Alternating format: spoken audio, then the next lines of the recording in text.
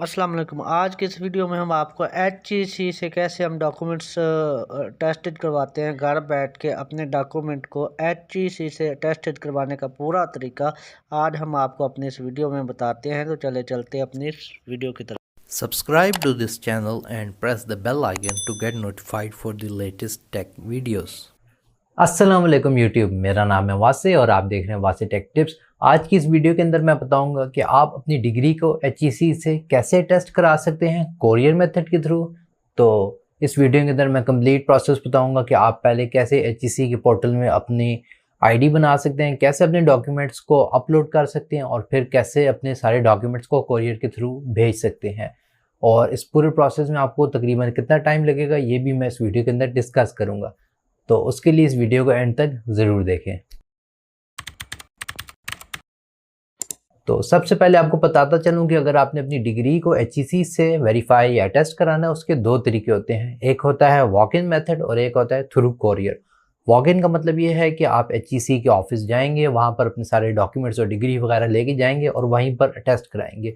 लेकिन walk in method का ये नुकसान है कि इसमें आपको HEC को पहले 5000 फीस देनी होती है सिर्फ वॉक इन जाने के लिए, यानी जो आपकी डिग्री की अटेस्टेशन फीस होगी वो अलग होगी और अगर आप उनके ऑफिस में करवाएंगे तो उसके आपको 5000 देने होंगे, जो कि काफ़ी ज़्यादा हैं। इसका सिर्फ एक एडवांटेज ये है कि आपका काम काफ़ी ज़्यादा जल्दी हो जाएगा, लेकिन अगर आपको अपनी डिग्री टेस्ट कराने में जल्दी नहीं है तो मैं यही कहूँगा कि आप कोरियर मेथड के थ्रू करें, जो कि मैं इस वीडियो में बताऊँगा।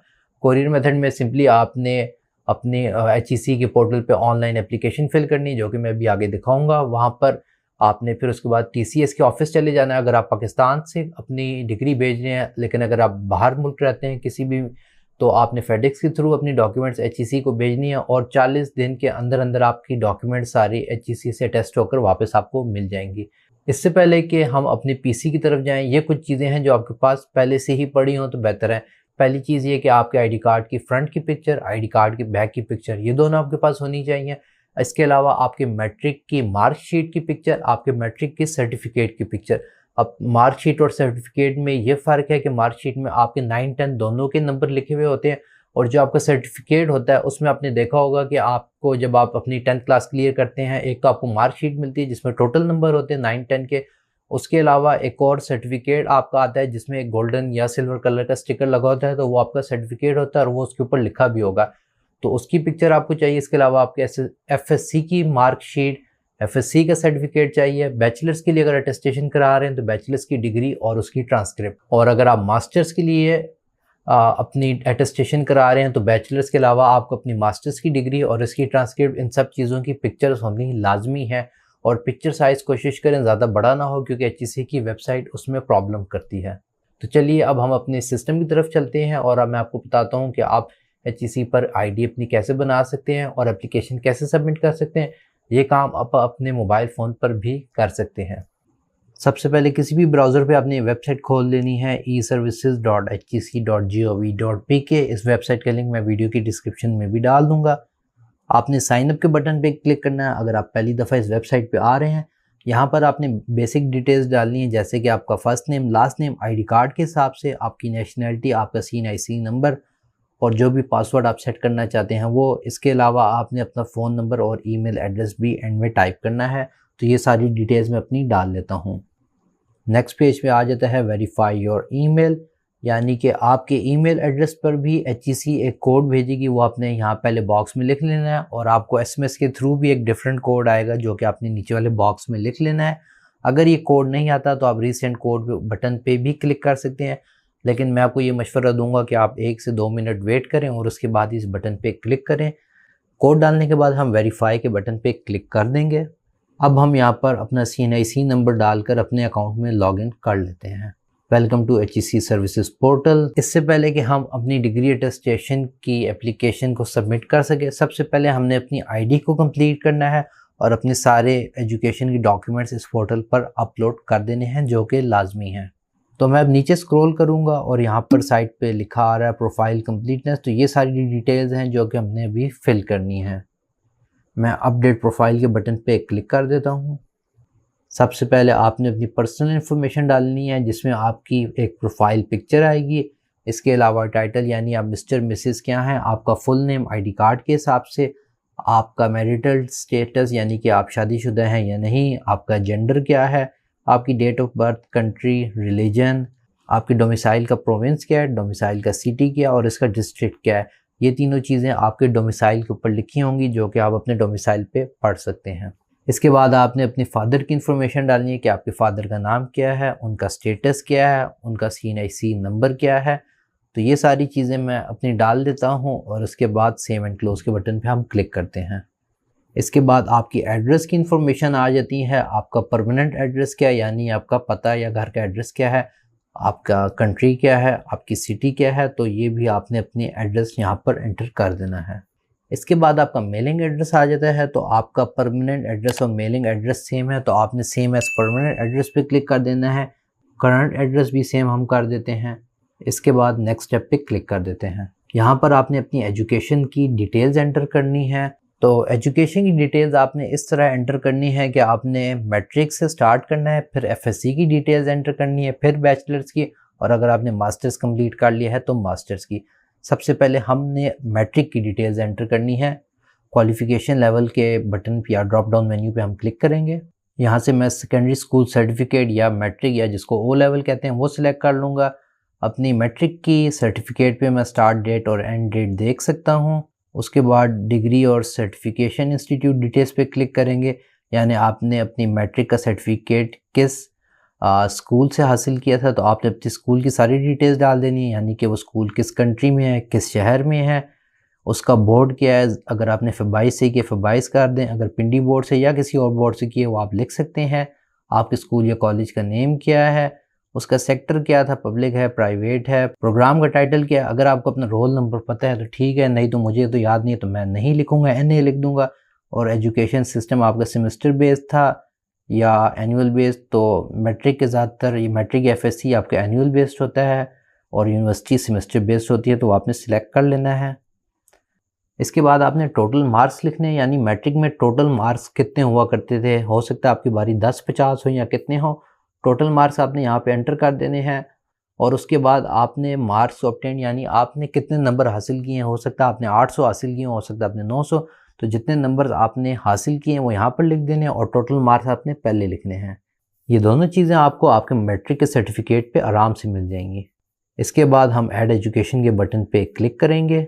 अब मैट्रिक की डिटेल्स के बाद हम ऐड एजुकेशन के बटन पे क्लिक करेंगे और हम अपनी FSC की डिटेल्स डालेंगे। अगेन सेम प्रोसेस को फॉलो करते हुए अब मैं higher secondary school certificate select करूंगा और ये सारी डिटेल्स दोबारा एंटर कर दूंगा FSC के हिसाब से।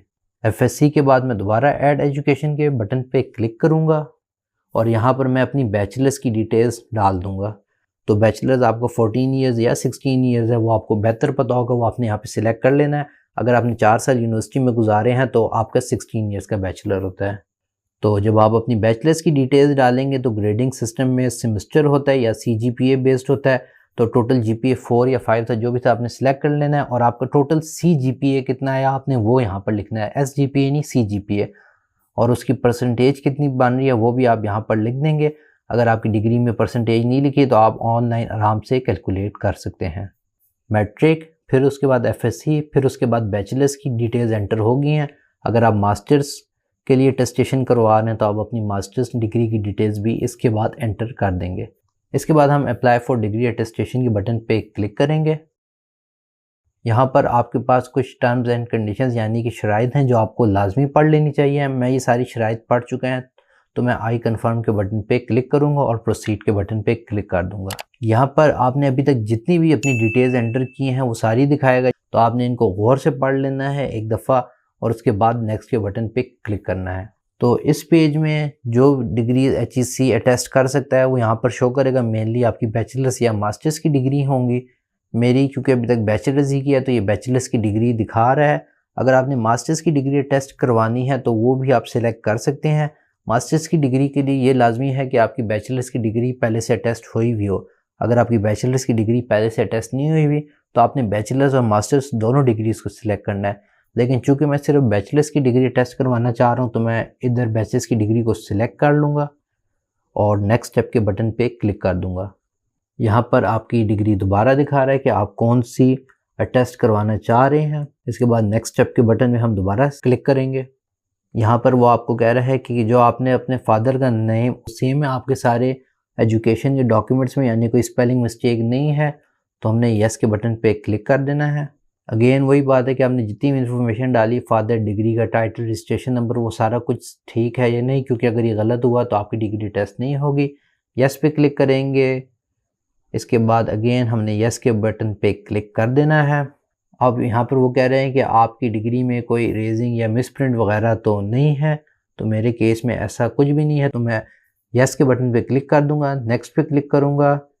और एंड में ये कह रहे हैं कि आपके पास एक वैलिड CNIC या पासपोर्ट है, यानी ये कि वो एक्सपायर तो नहीं है। तो मेरे केस में अभी तक मेरा CNIC एक्सपायर नहीं हुआ, तो मैं यस के बटन पे क्लिक करूँगा और सबमिट के बटन पे क्लिक कर दूँगा। यहाँ पर आपने मोड ऑफ अटेस्टेशन सिलेक्ट करना है, यानी अगेन क्या आप HEC के दफ्तर जाके अटेस्टेशन करवाना चाहते हैं या कोरियर मेथड के थ्रू। अटेस्टेशन थ्रू कोरियर पे क्लिक करेंगे। और अब आप अपनी डॉक्यूमेंट्स किधर से भेज रहे हैं, पाकिस्तान के अंदर से या बाहर से। अगर आप पाकिस्तान के अंदर रहते हैं तो इनसाइड पाकिस्तान सिलेक्ट करेंगे। आपने अपना डिस्ट्रिक्ट सिलेक्ट कर लेना है। मेरा डिस्ट्रिक्ट रावलपिंडी है। Do you have any disability, यानी आप में कोई माजूरी वगैरह तो नहीं है, तो हम नो के बटन पे सिलेक्ट करेंगे। इसके बाद आपकी जो भी आपने डिग्री सिलेक्ट की होगी उसकी डिटेल्स वो दोबारा दिखाएगा कि जिसको आप टेस्ट करवाना चाह रहे हैं। और नीचे आपने नंबर ऑफ़ पेजेस सिलेक्ट करने हैं डिग्री में जो आप टेस्ट कराना चाह रहे हैं। इससे पहले आपके पास ये छोटी चीज़ भी लिखी है, has your degree already been attested by HEC in between 2009 and 2017। तो अगर आपने इस अरसे के दौरान अपनी डिग्री का भी HEC से टेस्ट करवाई है तो यस सिलेक्ट करेंगे, नहीं तो नो ही रहने देंगे। इसके बाद अब आ जाता है कि आपने कौन कौन सी डॉक्यूमेंट्स को अपने टेस्ट करवाना है। सबसे पहले लाजमी बात है आपकी डिग्री आ जाती है। इसमें लिखा आ रहा है पेजेस ऑफ ओरिजिनल डॉक्यूमेंट्स, यानी आपकी डिग्री कितने पेजेस की है। तो मेरी डिग्री फ्रंट और बैक दोनों साइड की है, लेकिन वो टोटली एक पेज बनता है, तो यहाँ पर मैं एक सिलेक्ट करूँगा। अगर आपकी डिग्री फ्रंट बैक पे नहीं है बल्कि दो मुख्तलिफ पेजेस में है तब आपने दो सिलेक्ट करना है। लेकिन अगर फ्रंट और बैक दोनों एक ही पेज पे हैं तो आपने वन सिलेक्ट करना है पेजेस में। तो मैंने डिग्री एक सिलेक्ट कर ली है और उसकी फ़ोटोकॉपी भी एक सिलेक्ट कर ली जिसको मैं टेस्ट कराना चाहता हूँ। टोटल 1700 रुपये मेरे बन रहे हैं फ़ीस के अटेस्टेशन की। अब मैं नेक्स्ट के बटन पे क्लिक कर दूंगा।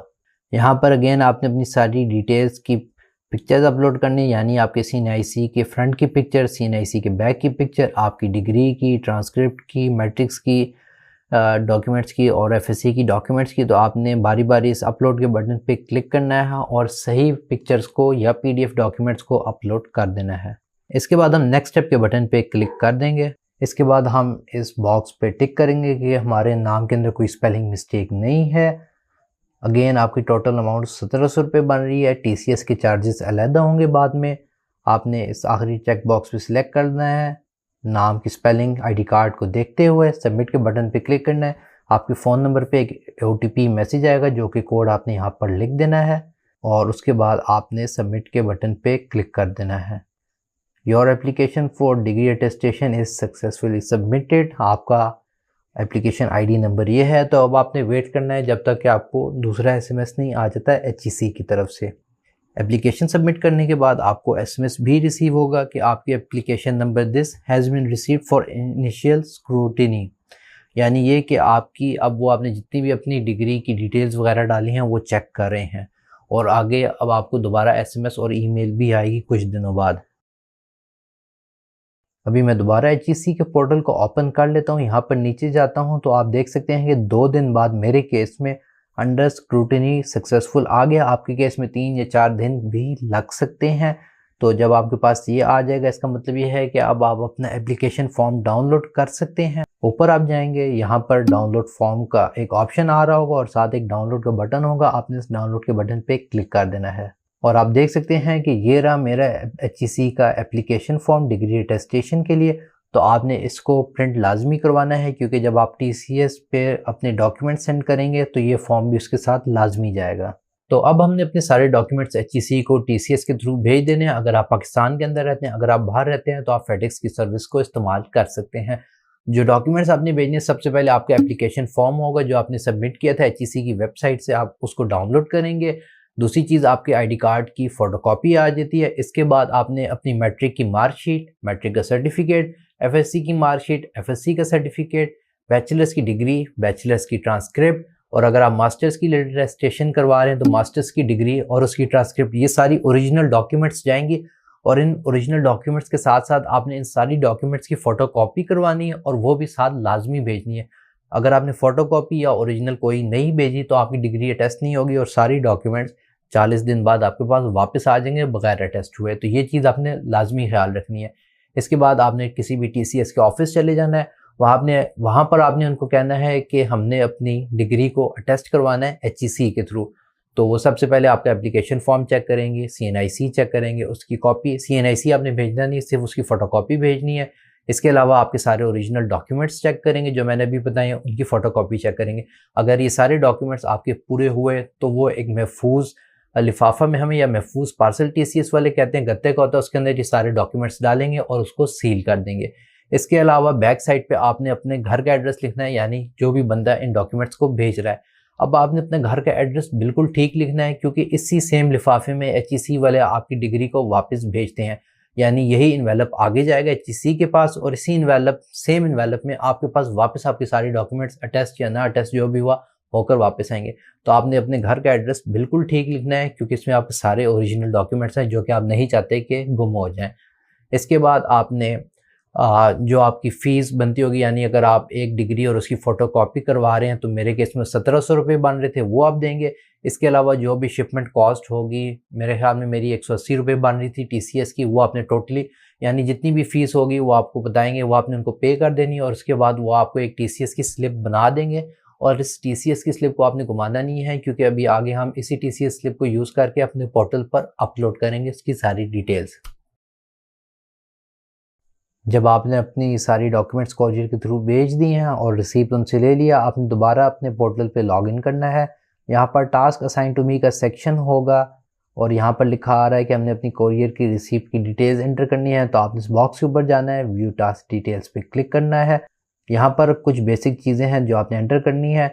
सबसे पहले आपने कोरियर का ट्रैकिंग नंबर डालना है। अगेन ट्रैकिंग नंबर आपकी TCS की रिसीप्ट के ऊपर बड़ा बड़ा लिखा होगा।